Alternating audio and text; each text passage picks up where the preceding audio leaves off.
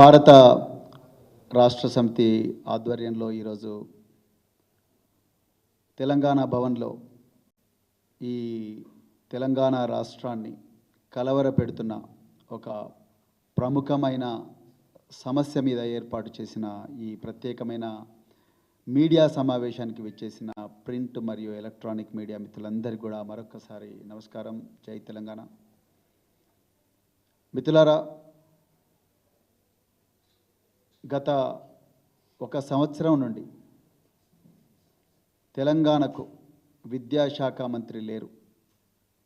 గత ఒక సంవత్సరం నుండి ఈ కాంగ్రెస్ పాలనలో తెలంగాణకు సాంఘిక సంక్షేమ శాఖ మంత్రి లేరు. అదేవిధంగా గత ఒక సంవత్సరంలో తెలంగాణలో దాదాపుగా 50 మంది పసిబిడ్డలు ప్రభుత్వ పాఠశాలల్లో, గురుకుల పాఠశాలల్లో చదువుతున్న బిడ్డలు మృత్యువుకు గురైనరు. ఈ విధంగా తెలంగాణలో విద్యా వ్యవస్థ, మరి ముఖ్యంగా గురుకుల విద్యా వ్యవస్థ ప్రమాదం అంచున చేరింది, కుప్ప కూలిపోతున్నది. ముఖ్యమంత్రి రేవంత్ రెడ్డి గారు నిమ్మకు నీరెత్తినట్టుగా వ్యవహరిస్తున్నారు. ఇలా 10 సంవత్సరాల పాటు తెలంగాణలో స్వర్ణయుగం చూసిన విద్యా వ్యవస్థ, మరి ముఖ్యంగా గురుకుల విద్యా వ్యవస్థ పేద బిడ్డలను ప్రపంచంలో నలుమూలలకు పంపించిన విద్యా వ్యవస్థ, ఈ దేశంలో ఆదర్శంగా మారిన ఒక గురుకుల విద్యా వ్యవస్థ, ఈ దేశంలో ఎక్కడ లేని విధంగా విద్యార్థులకు ఎంతో గొప్పగా చదువు చెప్పి పేద బిడ్డలు తమకు తామే పేదరికం యొక్క సంఖ్యలను తెంచుకొని ప్రపంచ ఆర్థిక వ్యవస్థలో ఆత్మవిశ్వాసంతో అడుగుపెట్టడానికి కేసీఆర్ గారు అహోరాత్రులు శ్రమించి వేసిన ప్రణాళిక మూలంగా బాగుపడ్డ ఈ విద్యా వ్యవస్థ ఈరోజు ప్రమాదం అంచున చేరింది. ప్రతిరోజు ఏదో ఒక సంఘటన, ప్రతిరోజు ఎక్కడో దగ్గర గురుకుల విద్యార్థులు రోడ్డెక్కడం, చాలా చోట్ల 2వ తరగతి, 3వ తరగతి, 4వ తరగతి చదువుతున్న ప్రభుత్వ పాఠశాల విద్యార్థులు మధ్యాహ్న భోజనం సరిగా లేదని పాఠశాలల్లో పలకా బలపం పట్టుకొని చక్కగా పాఠాలు నేర్చుకోవాల్సిన విద్యార్థులు ఈరోజు అదే ప్లేట్లు పట్టుకొని, అదే గ్లాసులు పట్టుకొని మాకు మంచి అన్నం పెట్టండి అని చెప్పేసి కలెక్టర్ల కార్యాలయాల దగ్గరికి రోడ్ల మీద భారీ వాహనాలు వస్తుంటే కూడా చిన్నారి బిడ్డలు వాళ్ళు నడుచుకుంటూ పోతున్న దారుణమైన పరిస్థితి. గోడలు దుంకి 4 కిలోమీటర్లు మా ఆఫీసర్లు పోనివ్వడం లేదు, మేము కలెక్టర్ను కలవాలని పోతున్న పరిస్థితి. ఒకటే జిల్లాలో 3 సార్లు విషాహారం తిని పేద బిడ్డలు ఆసుపత్రి పాలైన పరిస్థితి. కౌన్సిలర్లు పెట్టండి, ఈ పిల్లలకు రకరకాల మానసిక సమస్యలు వస్తున్నాయి, ఈ పిల్లలకు చాలా ఇబ్బంది అవుతున్నది, ఉపాధ్యాయులకు ఎవరికి కూడా సరి అయిన తర్ఫీదు లేదు, ఈ పిల్లలు ఆత్మహత్యలు చేసుకుంటున్నారు, ఇప్పటికే దాదాపుగా 30 మంది పిల్లలు ఆత్మహత్యలు చేసుకుంటున్నారు, కౌన్సిలర్ను పెట్టండి అని ముఖ్యమంత్రి గారికి సాక్షాత్తు లెటర్ రాసినా ఇప్పటి వరకు కౌన్సిలర్లు పెట్టకపోవడం వల్ల దాదాపుగా 28 మంది తెలంగాణ బిడ్డలు మరి మృత్యువాత పడ్డరు. ఇలాంటి దారుణమైన పరిస్థితి ఉన్నది. అలా టీచర్లు గత 6 నెలల నుంచి చాలామంది టీచర్లకు జీతాలు రాని పరిస్థితి. చాలా స్కూళ్ళల్లో ఈరోజు ఉదయం ఇటికాల ప్రభుత్వ సంక్షేమ గురుకుల పాఠశాల నుంచి ఇలా టీచర్లు ఫోన్ చేసి మాకు ప్రిన్సిపల్ ఎవరు లేరు, టీచర్లు ఎవరు లేరు, పార్ట్ టైమర్లతో నడిపిస్తున్నాం, ప్రిన్సిపల్ లేకపోతే లైబ్రరీయన్ను ప్రిన్సిపల్గా పెట్టినామని చెప్పే పరిస్థితి. ఈరోజు ఇదే పాలమూరు బిడ్డ అని చెప్పుకుంటున్న ముఖ్యమంత్రి అదే పాలమూరు జిల్లాలో ఉండే ఇటికాలలో టీచర్లు ఎవరూ లేక లైబ్రరీయన్ను ప్రిన్సిపల్గా మార్చిన పరిస్థితి ఈరోజు తెలంగాణలో ఉన్నది. ఈరోజు మనం చలికాలంలో ఉన్నాం. చలికాలంలో విద్యార్థులు గజ గజ గజ గజ వణుకుతూ ఉన్నారు. ఆ వణుకుతున్న విద్యార్థులకు పూర్తిగా బ్లాంకెట్లు ఇవ్వలేని పరిస్థితి. అదేవిధంగా ఒకప్పుడు కేసీఆర్ గారి పాలనలో చక్కగా ఫోన్ బెడ్లు ఇచ్చి పిల్లలు క్షేమంగా ఇంట్లో లేకపోయినా స్కూళ్ళలోనే ఆనందంగా ఉండాలని చెప్పేసి మరి పడుకోబెడితే ఈరోజు ఆ పిల్లలకు కనీసం కార్పెట్లు కూడా ఇవ్వలేని పరిస్థితి. యూనిఫామ్లు సరిగా రాలేదు, బూట్లు లేవు ఇప్పటి వరకు కూడా, పిల్లలకు బూట్లు కూడా లేని పరిస్థితి. నైట్ డ్రెస్సులు ఇచ్చేవారు కేసీఆర్ గారు, నైట్ డ్రెస్సులు కూడా ఈరోజు పిల్లలకు ఇవ్వలేని పరిస్థితి. అంత దయనీయమైన పరిస్థితిలో ఉన్న ఈ వ్యవస్థను చూసి తల్లడిల్లిపోయి కన్నీళ్ళు వచ్చిన పరిస్థితిలో కేటీఆర్ గారు, మా రాష్ట్ర వర్కింగ్ ప్రెసిడెంట్ కేటీఆర్ గారు గురుకుల బాట అని చెప్పే ఒక కార్యక్రమానికి పిలిపించారు. గురుకుల బాట కేటీఆర్ గారు చాలా ప్రత్యేకంగా ఒక విషయం చెప్పిండ్రు.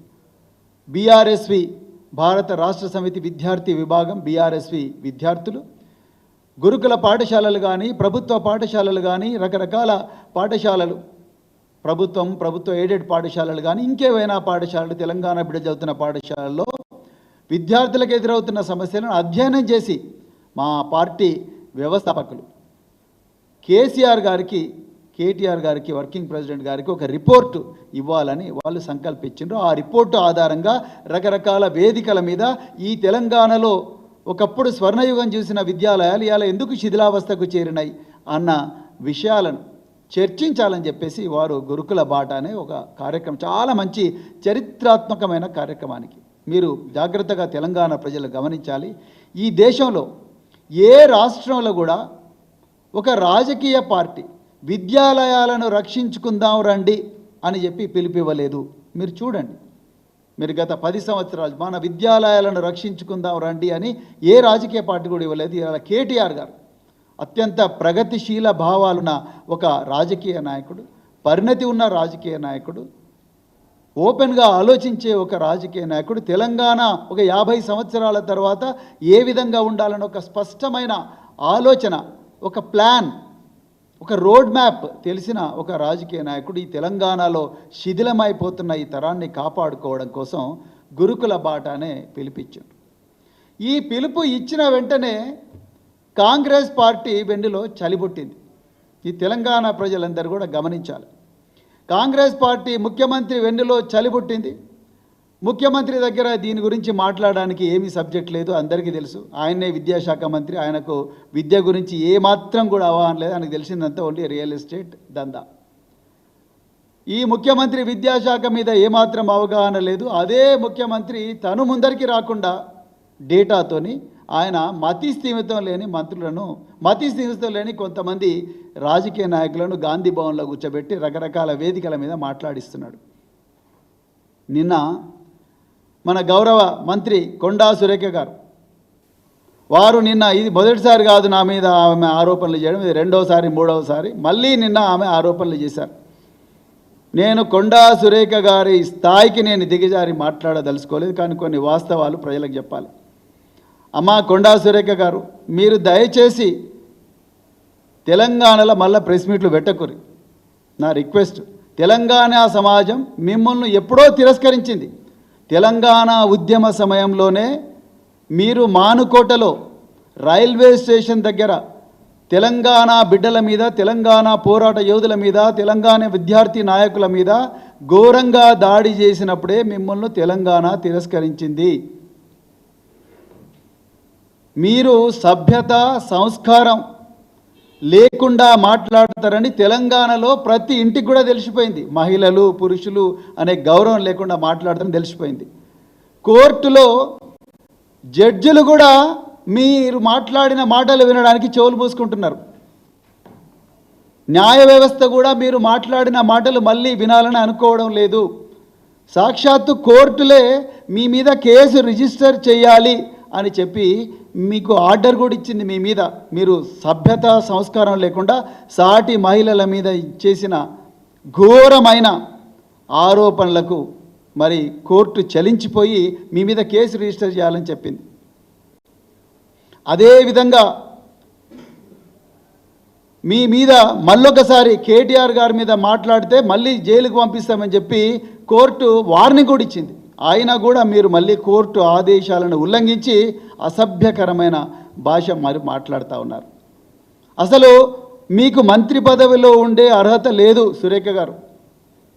నేను సభ్యత సంస్కారం ఉన్న వ్యక్తిని కాబట్టి నేను మిమ్మల్ని ఇప్పటికి కూడా గౌరవించే మాట్లాడుతున్నాను. తెలంగాణ ఆడబిడ్డ కాబట్టి నేను మళ్ళీ చెప్తున్నా, మీకు ఆ మంత్రి పదవిలో ఉండే అర్హత లేదు. మీరు నా గురించి మాట్లాడుతున్నారు. నేను ప్రభుత్వ హాస్టళ్లలో చదువుకొని, సాంఘిక సంక్షేమ హాస్టళ్లలో చదువుకొని రాత్రింబవళ్ళు కష్టపడి నేను ఒక ఐపీఎస్ అధికారినైనా. నేను ఐపీఎస్ అధికారిగా ఉన్న 26 సంవత్సరాలు ఈ దేశ రక్షణ కోసం ప్రాణాలు తెగించి పోరాడిన. నా ప్రాణం పోయినా పర్వాలేదని దేశ రక్షణ కోసం నేను సేవ చేసిన. భారత రాష్ట్రపతి నాకు శౌర్య పథకం ఇచ్చింది, పోలీస్ మెడల్ ఫర్ గ్యాలంటరీ ఇచ్చింది. భారత రాష్ట్రపతి నాకు presidents police medal for meritorious service ఇచ్చింది. భారత ప్రభుత్వం నాకు ఇంటర్నల్ సెక్యూరిటీ మెడల్ ఇచ్చింది, ఇండిపెండెన్స్ డే మెడల్ ఇచ్చింది. తెలంగాణ ప్రభుత్వం నాకు మొట్టమొదటి తెలంగాణ ఎక్సలెన్స్ అవార్డు ఇచ్చింది. నేను ప్రపంచ ప్రఖ్యాతైన హార్వర్డ్ యూనివర్సిటీలో, ఎక్కడో అలంపూర్లో మారుమూల అటవీ ప్రాంతాల్లో పుట్టిన నేను హార్వర్డ్ యూనివర్సిటీలో, ప్రపంచ ప్రఖ్యాత నెంబర్ 1 యూనివర్సిటీలో పోయిన అతి కొద్ది మంది పోలీస్ ఆఫీసర్లో నేను ఒకరిని.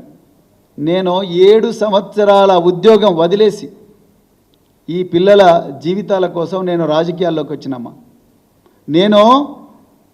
నాకు ఇంకా 14 సంవత్సరాల 16 సంవత్సరాల సర్వీసు ఉండగానే నేను హాస్టళ్లలో చదువుకున్నా. కాబట్టి నా పక్కనే బల్క సుమన్ గారు ఉన్నారు, ఆయన గురుకుల పాఠశాలలో చదువుకుని, ఇక్కడ చాలామంది ఇంకా ప్రభుత్వ పాఠశాలలో చదువుకున్నారు. అలాంటి వాళ్లకు సౌకర్యాలు అందలేదు, మాకు సౌకర్యాలు అందలేదని నా తుపాకీ, నా యూనిఫామ్ పక్కకు పెట్టి నేను ప్రభుత్వ గురుకుల పాఠశాలకు వచ్చి ఆ బిడ్డలే నా బిడ్డలుగా భావించి వచ్చిన. ఆ పిల్లలను నాకన్నా గొప్పగా చేయాలని వచ్చిన. నేను చేసిన వర్క్ ప్రపంచంలో ఇంతవరకు ఎవ్వరు ఊహించింది నేను చేసిన. ఈ గురుకుల పాఠశాలల బిడ్డలు, మారుమూల అటవీ ప్రాంతాల్లో పుట్టిన బిడ్డలు, మరి ముఖ్యంగా అమ్మాయిలు, వాళ్ళ లోపల ఆత్మవిశ్వాసం నింపడానికే ప్రపంచంలో ఎత్తైన ఎవరెస్ట్ శిఖరానికి ఈ బిడ్డలను పంపించి అక్కడ బాబాసాహెబ్ అంబేద్కర్ గారి విగ్రహాన్ని ప్రతిష్టాపించినాం. అదేవిధంగా జాతీయ జెండాను ఎగరవేసినాం.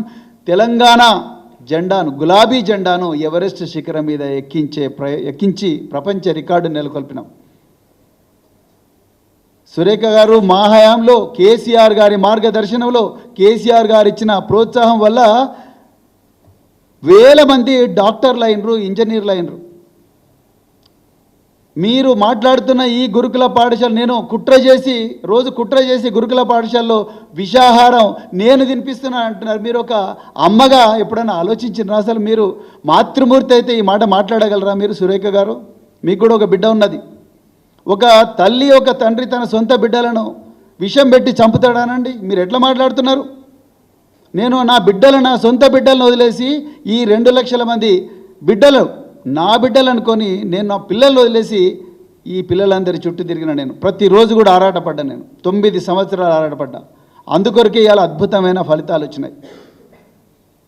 ఎలాంటి వసతి లేని బిడ్డలకు ఆ రోజు కేసీఆర్ గారితో మాట్లాడి వారిని ఒప్పించి 300 ఉన్న గురుకుల పాఠశాలను 1000 గురుకుల పాఠశాలలాగా చేసి, ఎంతోమంది అమ్మాయిలు చిన్నతనంలోనే పెళ్ళిళ్ళు అవుతుంటే వాళ్ళందరూ కూడా పెళ్ళిళ్ళు తర్వాతైనా చేసుకోవచ్చు, వాళ్ళు ప్రయోజకులు కావాలని చెప్పేసి వేల మంది జీవితాలు కాపాడు. ఆనాడు కేసీఆర్ గారి దార్శనికత వల్ల దాదాపుగా 75 డిగ్రీ కళాశాలలు తీసుకొచ్చినాం. మీరు ఎప్పుడైనా ఆలోచించినా మీ కాంగ్రెస్ ప్రభుత్వంలో? సురేఖ గారు ఎప్పుడైనా ఆలోచించిందా వీటి గురించి? ఇలా మీరు నా మీద మరి మాట్లాడుతూ ఉన్నారు. అసలు మీ గురించి తెలంగాణ ప్రజలకు అందరికీ తెలుసు, మరి ముఖ్యంగా వరంగల్ ప్రజల్లో మీ కుటుంబం చేసిన అఘాయిత్యాల వల్ల ఎంతోమంది జీవితాలు నాశనమయ్యారు. మరి ముఖ్యంగా విద్యార్థుల జీవితాలు, హాస్టళ్ళల్లో, యూనివర్సిటీ హాస్టళ్ళల్లో ఇంకెంతోమంది మహిళలు, వాళ్ళందరి జీవితాలు కూడా మీ కుటుంబం చేసిన అఘాయిత్యం వల్ల నాశనమైన. ఇవాళ మరి వరంగల్లో ఉండే గెస్ట్ హౌస్లు, వరంగల్లో ఉండే ప్రభుత్వ గెస్ట్ హౌస్లు, అదేవిధంగా మీ ఫామ్ హౌస్ల గోడలు ఈ అఘాయిత్యాలకు సాక్ష్యం.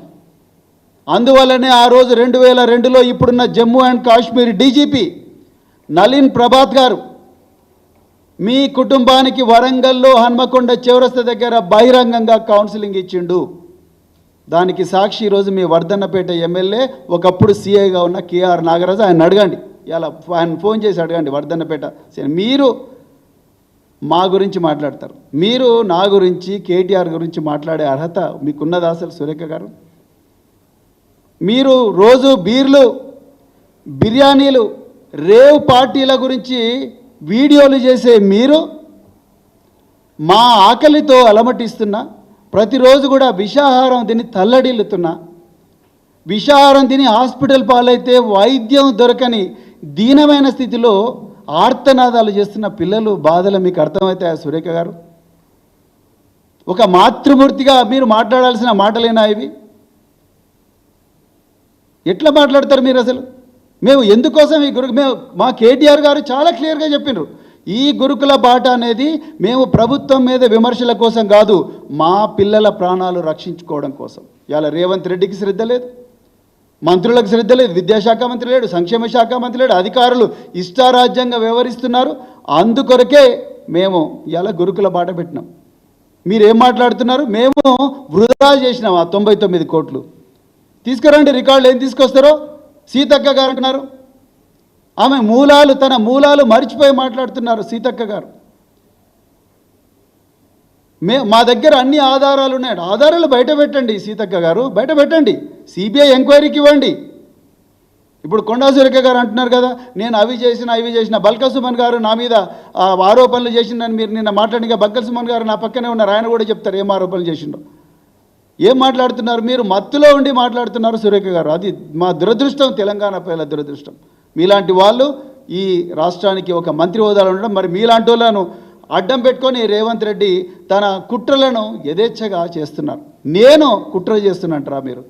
కేటీఆర్ గారు కుట్ర చేస్తున్నట్రా? కుట్ర చేస్తున్నది ఎవరు? అది కూడా తెలంగాణ పిల్లలకు తెలవాలి. ఈ తెలంగాణలో కాంగ్రెస్ కొలువిదీరిన వెంటనే మొట్టమొదటి కుట్ర రేవంత్ రెడ్డి చేసిండు. ఏం చేసిండు ఆయన? గురుకులాల వల్ల తల్లిదండ్రులకు పిల్లలకు సంబంధాలు దెబ్బతింటున్నాయి, అందుకొరకు గురుకుల వ్యవస్థ మంచిది కాదని రవీంద్ర భారతిలో చెప్పిండు. అది అయిపోయింది. రెండవది, సాంఘిక సంక్షేమ గురుకులాల్లో మంచిగా పనిచేస్తున్న ఒక మంచి అధికారిని తీసుకుపోయి ట్రాన్స్ఫర్ చేసిండ్రు. అది రెండవది. మూడవది కుట్ర, మీరు చేసిన కుట్ర ఏంటంటే ఈ సాంఘిక సంక్షేమ శాఖకు తర్వాత విద్యాశాఖకు మంత్రి లేకుండా చేయడం మీరు చేసిన మూడవ కుట్ర. నాలుగవ కుట్ర, కేసీఆర్ గారి ఆనవాళ్ళు లేకుండా చేయాలని కేసీఆర్ గారు పెట్టిన అద్భుతమైన పాఠశాల అంటే కూడా నాశనం చేసిండ్రు. ఆర్మీ కళాశాలను నాశనం చేసిండ్రు. అమ్మాయిల కోసం దేశంలో మొట్టమొదటిసారిగా కేసీఆర్ గారు మన తెలంగాణ నెంబర్ 1 ఉండాలంటే మేము పంజాబ్, ఢిల్లీ, రాజస్థాన్, చెన్నై ఇలాంటి ప్రాంతాలకు పోయి ఎక్కడ లేని విధంగా మేము మహిళా డిగ్రీ సైనిక కళాశాల బీబీనగర్లో పెడితే దాని డైరెక్టర్ని ఇంటికి పంపించిండ్రు. ఇవాళ మీరు అక్కడి నుంచి ఏమీ లేదు, చాలా దీనమైన స్థితిలో ఉన్నాయి ఆ పాఠశాలలు. అడ్మిషన్లు లేవు. మీరు భువనగిరి బస్ స్టాండ్లో పోయి అడుక్కుంటున్నారు, రండి రండి రండి అని. ఒకప్పుడు కార్లలో వచ్చి మాకు అడ్మిషన్ ఇవ్వండి అడుక్కున్న రోజుల నుంచి మీరు అడుక్కుంటున్నారు ఇలా అడ్మిషన్ల కోసం. అదేవిధంగా రుక్మాపూర్లో సైనిక కళాశాల పెట్టిండ్రు, అది కూడా దీనావస్థలో ఉన్నది. మ్యూజిక్ కళాశాల పెట్టిండ్రు ఈ బహుజన బిడ్డలకు ఏమంటారు లలిత కళల్లో ఎవరు కూడా రానివ్వడలేదు. ఒకటే వర్గానికి ఇవి పరిమితమైన, అన్ని వర్గాలకు కూడా ఈ లలిత కళలు, సినిమా కానీ, సంగీతం కానీ, నృత్యం కానీ, కథక్, ఒడిస్సీ, అదేవిధంగా భరతనాట్యం ఇవన్నీ ఈ బిడ్డలకు రావాలి. ఈ బిడ్డలు కూడా సినిమా రంగంలో ఉండాలని చెప్పేసి ఒక మ్యూజిక్ స్కూల్ పెడితే దాన్ని కూడా బంద్ చేసే కుట్రలు చేస్తున్నారు మీరు. అదేవిధంగా ఫార్మసీ కళాశాల పెడితే దాన్ని బంద్ చేసి కుట్రలు చేస్తున్నారు. పీజీ కళాశాల పెడితే దానికి కూడా అడ్మిషన్లు బంద్ చేసినారు. ఇవాళ మీరు చేసిన కుట్రల వల్ల తెలంగాణలో ఇంటర్మీడియట్లో గురుకుల కళాశాలల్లో అన్నిట్లలో కూడా 40% అడ్మిషన్లు బంద్ అయిపోయినాయి. అంటే 40% ఖాళీలు ఉన్నాయి, 100కు 40 సీట్లు ఖాళీలు ఉన్నాయి. డిగ్రీ కళాశాలల్లో 100కు 40 సీట్లు ఖాళీలు ఉన్నాయి. మరి మీరు ఏం వెలగబెడుతున్నారు? మీరు ఇలా 40% మేము మెస్ ఛార్జీలు పెంచినామంటున్నారు. ఎక్కడున్నది 40% పెడితే మరి మెనూ చార్ట్ ఎక్కడున్నది? ఏం తిండి పెడుతున్నారు పిల్లలకు? ఇప్పటి వరకు ఎందుకు మరి మెనూ చార్ట్ మారలేదు? ఎక్కడ పోయినా మరి నైట్ డ్రెస్సులు పిల్లలకు కేసీఆర్ గారు నైట్ డ్రెస్సులు ఇస్తుండే, బూట్లు ఇస్తుండే, ట్రంకు పెట్టెలు ఇస్తుండే, మంచాలు ఇస్తుండే, అదేవిధంగా స్పోర్ట్స్ డ్రెస్ ఇస్తుండే, అదేవిధంగా ట్రాలీ సూట్ కేసులు ఇస్తుండే. ఇవన్నీ ఎందుకు ఇవ్వలేదు మీరు? మరి ఎందుకు బ్లాంకెట్ ఇవ్వట్లేదు? చలికాలంలో పిల్లలకు బ్లాంకెట్లు ఎందుకు ఇస్తలేరు? అంటే మా పిల్లలు ఎప్పుడు కూడా గజగజ వణుక్కుంటా నిద్రపోవాల్సిందేనా? ఇలా పిల్లల కోసం కేసీఆర్ గారు 40 సెంటర్స్ ఆఫ్ ఎక్సలెన్స్ పెట్టిండు. ప్రతిభా పాఠశాల ఇక్కడ నుంచి పేద పిల్లలు ఐఐటీలకు డాక్టర్లుగా, ఇంజనీర్లుగా, అదేవిధంగా ఇంకా రకరకాల యూనివర్సిటీలు దేశంలో పోయేదానికి మరి ప్రణాళికలేసి వాళ్ళందరికీ పారితోషికం ఇస్తే, నాకు ఇప్పటికి గుర్తుంది మా మాజీ మినిస్టర్ కొప్పుల ఈశ్వర్ గారు గౌలిదొడ్డి గురుకుల పాఠశాలలో మెడిసిన్ వచ్చిన ప్రతి విద్యార్థికి కూడా 50,000 రూపాయలు, ఇంజనీరింగ్ వచ్చిన ప్రతి విద్యార్థికి ఒక మంచి ల్యాప్టాప్ కంప్యూటర్, అదేవిధంగా 50,000 రూపాయల పారితోషికం ఇస్తే ఇవాళ మీరు చేతులు దులుపుకుంటున్నారు. పిల్లలకి ఇంతవరకు ఒక పైసా లేదు. 6 నెలల నుంచి కాస్మెటిక్ ఛార్జీలు లేవు. మరి ఇది కుట్ర కాదా? సురేఖ గారు మీరు మాట్లాడుతున్నారు, సీతక్క గారు మీరు మాట్లాడుతున్నారు. మీరు కమ్మపల్లి సత్యనారాయణ మానకొండూరు ఎమ్మెల్యే ఏమంటాడు?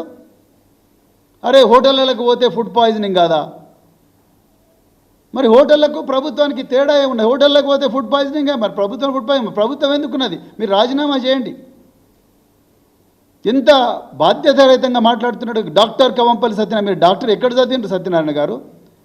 మీకు ఫుడ్ పాయిజనింగ్ గురించి కనీసమైన అవగాహన లేకపోవడం, మళ్ళీ మీరు ఉల్టా మా మీదనే విందలేస్తున్నారు. మీకు నేను ఇప్పటికీ తెలంగాణలో మళ్ళీ చెప్తున్న బీఆర్ఎస్ పార్టీ నుంచి మా వర్కింగ్ ప్రెసిడెంట్ కేటీఆర్ గారు చాలా స్పష్టంగా ఉన్నారు. రాజకీయాలు మనం చేయాల్సిన అవసరం లేదు, మన బిడ్డల జీవితాలను కాపాడుకోవాలి.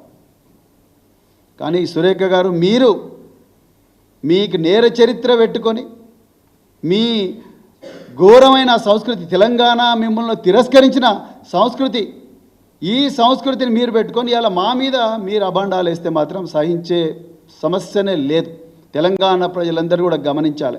ఇవాళ బీఆర్ఎస్ పార్టీ ఈ అంతరించిపోతున్న ఈ బిడ్డల జీవితాలను కాపాడాలని ప్రయత్నం చేస్తున్నది. మేము అందుకొరకే గురుకుల బాట అనే కార్యక్రమాన్ని మొదలుపెట్టినాం. ఆ గురుకుల బాట కార్యక్రమంలో మేము అధ్యయనం కోసం పోతున్నాం. ఇక్కడ తెలంగాణ ప్రజలకు ఎలాంటి సమస్యలు ఉన్నా కూడా, ముఖ్యంగా బీఆర్ఎస్వి భారత రాష్ట్ర సమితి విద్యార్థి విభాగం వాళ్ళు ఎలాంటి సమస్యలు ఉన్నా కూడా దయచేసి ఈ నంబరు 8522044336కు మీ విలువైన సలహాలను కానీ మీకు ఏవైనా కంప్లైంట్స్ ఉంటే దయచేసి వాట్సాప్ ద్వారా కానీ మెసేజ్ ద్వారా కానీ దయచేసి పంపించండి. అదొక్కటే. మరి ఫోటోగ్రాఫ్స్ కానీ వీడియోస్ కానీ ఏమన్నా కూడా మీరు పంపించండి. ఆ సమస్యల మీద మేము తప్పకుండా పోరాటం చేస్తాము. అంతే తప్ప మీరు అసలు సమస్యను పక్కదో పట్టించి మేము కుట్రలు చేస్తున్నాం, లేకపోతే మా వల్లనే విషాహారం అవుతుంది అనేదంటే మీకు చేత కాదని చాలా క్లియర్గా తెలిసిపోయింది. హైకోర్టు మొట్టికాయలు వేసినా మీకు సోయి రాని పరిస్థితి ఉన్నది. మీకు చేత కాకపోతే విద్యాశాఖను బీఆర్ఎస్ పార్టీకి అప్పగించండి. అట్లా రకరకాల శాఖలను అప్పగించండి. మీకు చేత కాదని తెలిసిపోయింది. లగచర్లలో మీకు చేత కాదని తెలిసిపోయింది. మూసి సుందరీకరణ అనే పేరు మీద మీరు చేయాలనుకున్న దోపిడీని కేటీఆర్ గారు చేసిన వీరోచిత పోరాటం వల్ల ఇవాళ అది మరి ఆగిపోయింది. తెలంగాణ పిల్లలకు అర్థమైంది. మీరు అదానీ దగ్గర నుంచి తీసుకున్న ముడుపుల మీద మీ బండారం కేటీఆర్ గారు ఆధారాలతో సహా బయట పెట్టినందుకు మరి ఇలా మీరు ఆ ముడుపులను మళ్ళీ వాపసు ఇచ్చిండ్రు. మీకు బీజేపీకి ఉన్న రహస్య ఒప్పందం, కాంగ్రెస్కు బీజేపీకి ఉన్న రహస్య ఒప్పందాన్ని కేటీఆర్ గారు ఆధారాలతో సహా వివరించినందుకు ఇలా తేలుగుట్టిన దొంగల్లాగా మీరు బిహేవ్ చేస్తున్నారు. అందుకొరకు మీకు ఈ రాష్ట్రాన్ని పరిపాలించే అర్హత లేదు. మీకు చేత కాకపోతే ఆ విద్యాశాఖలను బీఆర్ఎస్ పార్టీకి అప్పగించండి. మేము మళ్ళీ ప్రపంచ స్థాయికి ఆ విద్యాలయాన్ని తీసుకొచ్చి చూపిస్తాం. అంతే తప్ప అనవసరంగా అవాకులు చెవాకులు పేలి అడ్డమైన కామెంట్లు చేసి లేని దాన్ని ఉన్నదాన్ని అంతా కూడా కుట్రలు అని చెప్పేసి మాట్లాడడం అనేది మానుకోవాలని చెప్పేసి మరి కోరుకుంటూ